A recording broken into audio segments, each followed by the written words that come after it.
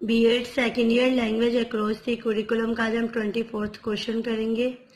What do you mean by classroom discourse and describe the importance of language in rich classroom discourse. Meaning of classroom discourse. The term classroom discourse refers to the language that teachers and students use to communicate with each other in the classroom.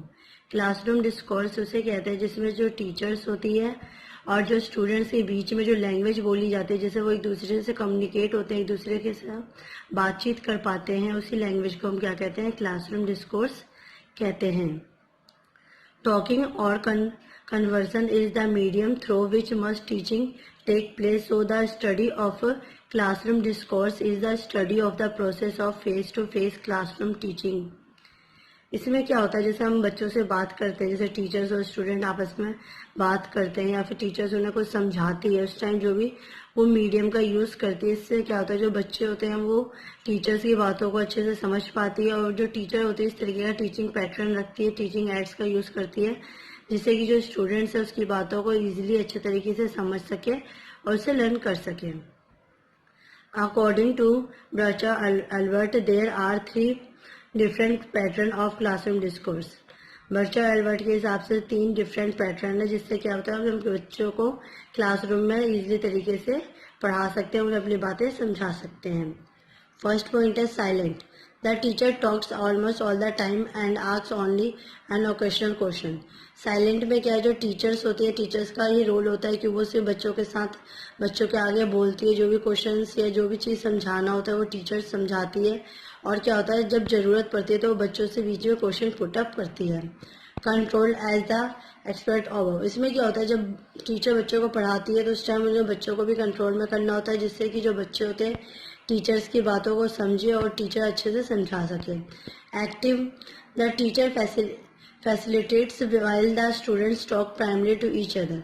इसमें क्या होता है जब teacher student को पढ़ा रही होती है तो इसमें जो बच्चे होते हैं वो भी एक्टिव फेस में होते हैं, जिसमें क्या होता है टीचर और स्टूडेंट दोनों आपस में एक दूसरे से बात करते हैं और जो भी प्रॉब्लम्स होती है स्टूडेंट्स को वो टीचर से उसी टाइम पे उनसे पूछते हैं. Question that challenges student to think deeply about the curriculum are more likely to develop students' knowledge and intellectual skills than questions that require recall of facts. इसमें क्या होता है जो टीचर्स होती है जो बच्चों से बीच बीच में क्वेश्चंस वगैरह पुट अप करते हैं या फिर कुछ भी चीज़ पूछती है अपने उनके जो पाठ्यक्रम में जो उसने पढ़ा रही होती है, वो इसलिए होता है कि जिससे वो पता कर सके जो बच्चों को उसने नॉलेज प्रोवाइड करवाई है उसमें जो बच्चे उन्हें कितना समझ आया, टीचर की बातों को वो ध्यान से सुन रहे हैं या नहीं सुन रहे हैं, और जो उनके जो इंटेलेक्चुअल स्किल्स है उसमें क्या उन्होंने सीखा, किस तरीके से वो अपने इंटेलिजेंस से उस क्वेश्चन का आंसर दे पाते हैं. इस वजह से जो टीचर्स होती है बीच बीच में क्वेश्चन पुट अप करते हैं और बच्चों को जो उन्होंने पढ़ाया होता है उस चीज़ को रिकॉल करके उन्हें लर्न करवाने की भी प्रैक्टिस करती है. Importance of rich classroom discourse. Classroom discourse की क्या क्या इंपॉर्टेंस है. In effective and rich classroom students being talk by creating a discourse rich classroom culture. इसमें क्या होता है ये जो हमारे क्लासरूम है बहुत ही ज़्यादा इफेक्टिव इसलिए तरीके से बनाया जाता है, जिसमें क्या होता है जो स्टूडेंट्स और टीचर के बीच में जो कम्युनिकेशन होती है इस तरीके से होती है जिससे कि टीचर स्टूडेंट के और स्टूडेंट टीचर की बातों को अच्छे से समझ सके और एक अच्छा वातावरण इन्वायरमेंट क्रिएट कर सके. Classroom talk is not only a means of students supporting each other but also of holding each other accountable by helping clarify, state and challenges ideas. इसमें होता है क्लासरूम में जब हम एक दूसरे से बात करते हैं तो इसका मतलब ये नहीं होता कि हम बच्चों को सपोर्ट करते हैं कि वो एक दूसरे के साथ मिलकर काम करें, परंतु इसके साथ क्या होता है हम इसलिए बच्चों के साथ टॉक करने देते हैं या फिर क्लासरूम में बच्चों को बात करने की इजाज़त देते हैं, जिसमें क्या होता है जो बच्चे होते हैं वो एक दूसरे को समझें, उनके बीच में जो भी प्रॉब्लम्स होती हैं वो आपस में सॉर्ट आउट कर सकें और फिर जो टीचर्स से जो हेल्प चाहिए होती है वो ले सकें या कुछ आइडियाज़ वगैरह जो चाहिए हो वो आपस में शेयर कर सकें. और रिच क्लासरूम डिस्कोर्स में help you in deeper cognitive process of learning. इसमें क्या होता है, जो क्लासरूम डिस्कोर्स हमारी इस चीज़ में भी हेल्प करता है, जिससे क्या होता है हम जो भी हमारी जो थिंकिंग एबिलिटी होती है उसमें भी वो उस तरीके से होता है, जिससे कि हम बच्चों से बीच बीच में क्वेश्चन पुट अप करते हैं, तो उससे बच्चा क्या होता है उस चीज़ को ध्यान से सुनता है और उसे याद करने की भी प्रैक्टिस करता है, जिससे क्या होता है जो बच्चा होता है उसे ये भी डर रहता है कि जो टीचर्स है बीच बीच में क्वेश्चन पुट अप कर सकती है।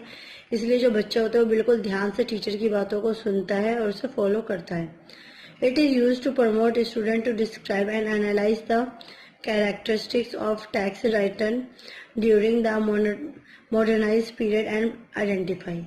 इसमें क्या होता है, जो टीचर्स होती है वो स्टूडेंट को प्रमोट करती है, उसे चीज़ों के बारे में अच्छे तरीके से समझाती है और बच्चों को बीच बीच में उनका एनालिसिस भी करके देखती है कि और उनका कैरेक्टरिस्टिक्स भी पता करने की कोशिश करती है कि जो उसने बच्चों को पढ़ाया है वो चीज़ उसे अच्छे से समझ आया है नहीं आया है। उसे रिटर्न वे में भी समझाती है और नई नई तकनीकों का भी यूज़ करती है और जो चीज़ें आइडेंटिफाई करने की होती है उसे भी आइडेंटिफाई करके बताती हैं। Invite a student to discuss a topic that is important to them. Interest, inventories, heart maps, and informal conversation can help you uncover such topics. इसमें क्या होता है, जो टीचर्स होती है स्टूडेंट्स को कुछ ऐसे टॉपिक्स जो होते हैं इंपॉर्टेंट टॉपिक्स होते हैं और उसे इस तरीके से वो इंटरेस्टेड बनाती है, जिससे क्या होता है बच्चे उसे इजीली तरीके से लर्न कर सके मैप्स के द्वारा या फिर कोई एक्टिविटीज़ के थ्रू या फिर मैप डिज़ाइनिंग करके इस तरीके से समझाते हैं जिससे बच्चों से याद कर सके। और बच्चों से ज़रूरी नहीं है कि जो पाठ्यक्रम में लैंग्वेजेस यूज़ की जाती है उसी लैंग्वेज से उन्हें समझाई जा सके, बल्कि वो अपनी भाषा में, जिससे बच्चे उसे अपने तरीके से अच्छे से समझ सके, उस तरीके से वो उस टॉपिक को कवर करवाने की कोशिश करती है जो उनका टॉपिक कवर नहीं होता है, जिससे कि जो बच्चे उस चीज़ को समझ के इजीली लर्न कर सके। Name the strategies after a student, for instant when a student provides a substantive contribution. इसमें क्या होता है, जो टीचर्स होती है इस तरीके की स्ट्रेटजीज को अपनाती है, जिसमें क्या होता है जो बच्चों के नेम के अकॉर्डिंग ही उसे समझ भी आ सके और उसे पता भी चल सके कि उसने किस बच्चे के लिए क्या स्ट्रेटजीज अपनाई है, जिससे कि बच्चों को इजीली लर्न करवा सके। एग्जाम्पल के तौर पर लेंगे कि जब हम स्टूडेंट्स को पढ़ाते हैं तो उसे उस सारी तकनीकों को प्रोवाइड करते हैं जिससे कि जो बच्चा है वो अच्छे से उस चीज़ को समझ सके और उस कुछ एक्टिविटीज़ वगैरह में कंट्रीब्यूट कर सके। अप्रिशिएट द स्टूडेंट्स वर्क, जब बच्चे को हम काम करवाते हैं या फिर कुछ भी चीज़ बताते हैं तो जब बच्चे को करता है तो हमें उस बच्चे को टाइम टू टाइम अप्रिशिएट करना चाहिए, उसका उत्साह भी बनाना चाहिए, जिससे कि वो भी उस काम को करने में एक्टिव हो और उसे करने में भी इंटरेस्ट हो। Engage them students in partner talk और small group before whole group। इसमें क्या होता है, हमें स्टूडेंट्स को क्या होता है पार्टनर बनाना चाहिए, जिससे कि वो अपनी कुछ जो बातें होती हैं वो भी शेयर कर सके। जो चैप्टर्स या कुछ क्वेश्चन समझ नहीं आता तो वो अपने पार्टनर से समझ सके, उससे पूछ सके। इसके लिए हमें क्या होता है बच्चों के लिए एक होल ग्रुप ना बना के छोटे छोटे ग्रुप बनाना चाहिए, उसके बाद ही बड़ा ग्रुप बनाना चाहिए जिसमें कि वो आपस ही डिस्कशन कर सके। More student participate in whole group too. और इसके बाद क्या है, जब हम छोटे छोटे ग्रुप में बच्चों को ग्रुप बनाएंगे तो जिसमें वो अपनी बातें शेयर कर सकेंगे, अपने डिसीजन डिस्कशन कर सकेंगे। उसके बाद क्या रहता है, एक हॉल ग्रुप बनाएंगे जिसमें ज़्यादा से ज़्यादा बच्चे पार्टिसिपेट करेंगे, जिसमें क्या होता है वो डिस्कशन करके अपनी टॉपिक्स को समझ सकें। In rich classroom discourse many students are engaged to participate. जो हम क्लासरूम डिस्कोर्स बनाते हैं उसमें क्या होता है इस तरीके से उसे बनाते हैं, इस तरीके से उसे तैयार करते हैं जिसमें क्या होता है कि जो ज़्यादा से ज़्यादा बच्चे उसमें पार्टिसिपेट कर पाते हैं। Student con constructed driven and often lead discourse and multiple answer explanation is possible.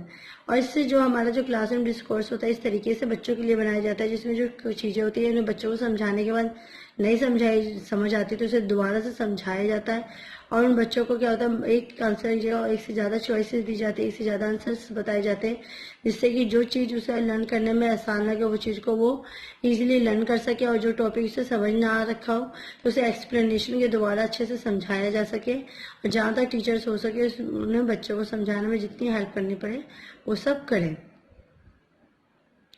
In rich discourse, the direct response comes out and students build on revise and share ideas with ideas।